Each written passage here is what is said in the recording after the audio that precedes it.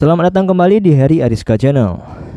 Oke teman-teman, jadi di video kali ini saya akan nge-review RC WPL D42. Ini tuh penerusnya dari WPL D12. Nggak tahu kenapa WPL langsung ngeluarin versi D42 dan nggak ada versi D22 ataupun D32, hanya ada versi CXD ya, adiknya WPL D12 skala 1/16. CXD D12, katanya CXD ini salah satu perusahaan yang merupakan bagian dari WPL juga ya. Nih CXD D12 1/16.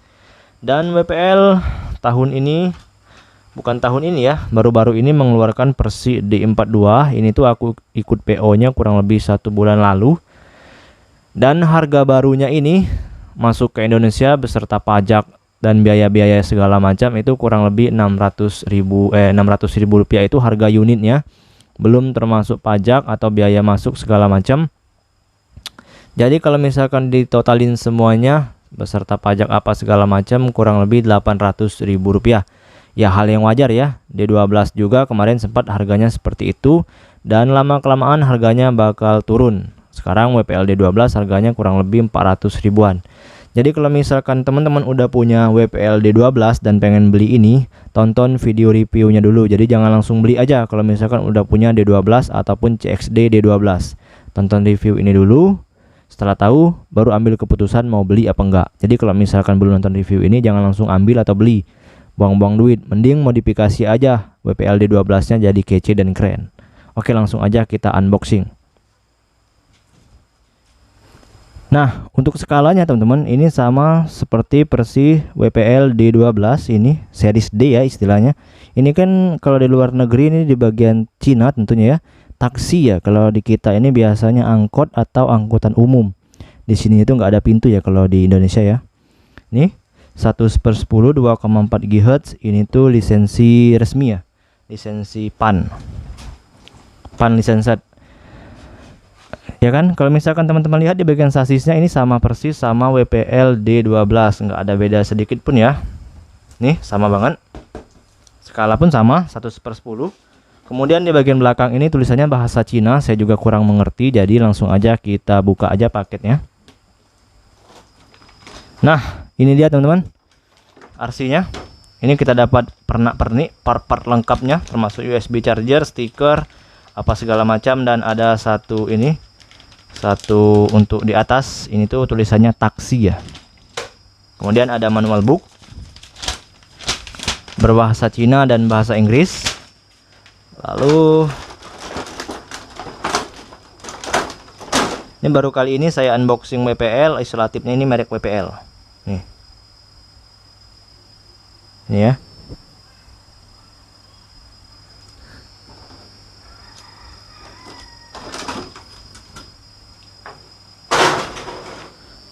Dan ini arsipannya teman-teman. Wah, ini udah kebuka apa gimana bawahnya? Nih, udah lepas kayaknya.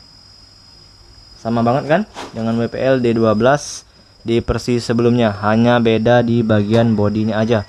Dua-duanya udah lepas atau memang nggak kepasang, saya juga nggak tahu. Ini sama banget. Untuk bahan bodinya juga sama banget, dari plastik, nggak keras-keras banget. Nih, lembut, nggak keras-keras banget.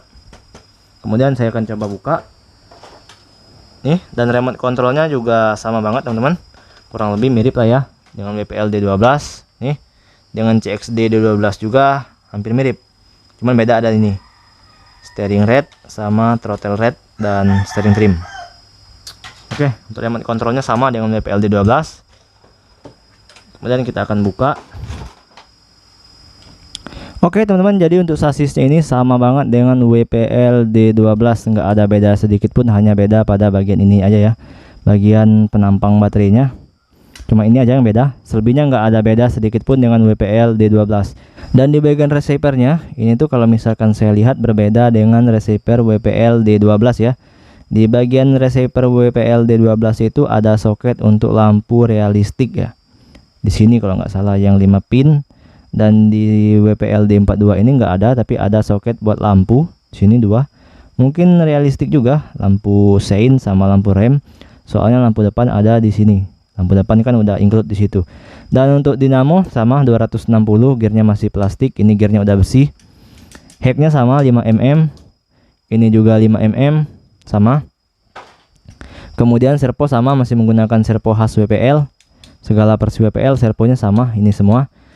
Nih, ya kan? Jadi seperti yang saya bilang tadi, kalau misalkan teman-teman udah punya WPL D12, mending nggak usah beli ini, tinggal beli bodinya aja atau enggak custom bodinya aja. Ini custom body paling sekitar 300 ribuan ya. Ini pun sama. Kalau ini kan sekitar 600.000 ya, harga RC-nya belum termasuk pajak apa segala macam. Jadi kalau misalkan teman-teman beruntung dapat 600.000 udah termasuk pajak, ya kalau misalkan udah punya WPL D12 mending jangan beli ini deh. Tapi kalau misalkan belum punya WPL D12, ini tuh ya cocok lah kalau misalkan pengen dibeli, tapi dengan syarat belum punya WPL D12 ya, karena bedanya cuman hanya di bodinya aja, di ininya aja sih bedanya. Selebihnya nggak ada, sama semua. Ini ya sama semua, nggak ada beda dengan WPL D12, hanya beda di bodinya aja. Kalau misalkan teman-teman nanya berapa panjang bodinya atau WB-nya, ya sama kayak WPL D12, nggak ada bedanya ya. Jadi kalau misalkan ada ini WPL D12, mending beli bodinya aja. Nih, beli bodinya aja. Saya saranin beli bodinya aja. Paling bodinya dijual kurang lebih 300.000 lah ya.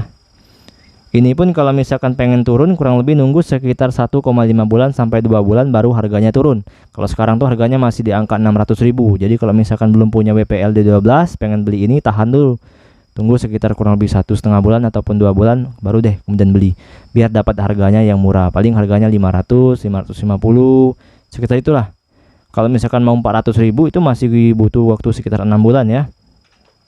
Nah, jadi kenapa saya nggak saranin beli ini kalau misalkan udah punya WPL D12?